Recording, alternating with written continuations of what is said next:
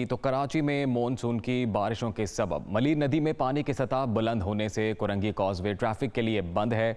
सूरत हाल क्या है ये जानेंगे नुमाइंदा दुनिया न्यूज़ शुएब बुखारी से। बिल्कुल, ज़िला कोरंगी से शहर को जोड़ने वाली जो कोरंगी कॉजवे नदी है वो 3 रोज़ से जो है वो बंद है।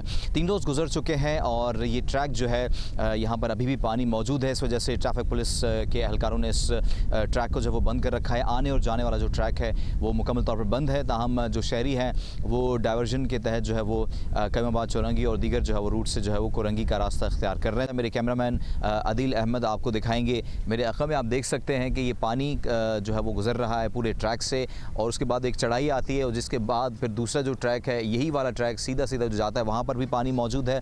तो इस वजह से ट्रैफिक पुलिस ने और पुलिस के एहलकारों ने जो वो उस ट्रैक को जो बंद कर रखा है एहतियाती तौर पर।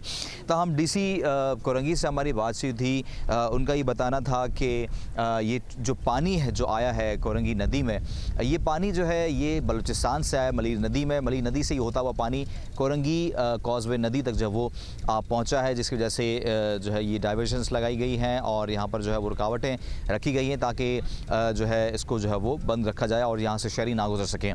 जब ये पानी आ गया था तो उस वक्त ही ट्रैक बंद कर देना चाहिए था, लेकिन ट्रैक काफ़ी देर बाद बंद किया गया, जिसके बाद फिर अब भी जो हम देख सकते हैं कि ये ट्रैक बंद है और कई शहरों की गाड़ियाँ जो है जब पानी की सतह नीचे आ गई थी तो उस वक्त कई शहरों की मोटरसाइकिलें जो हैं वो यहाँ से जो है बरामद करके खड़ी की गई हैं। ताहम इस ट्रैक को ताहाल जो वो बंद रखा गया है। जी।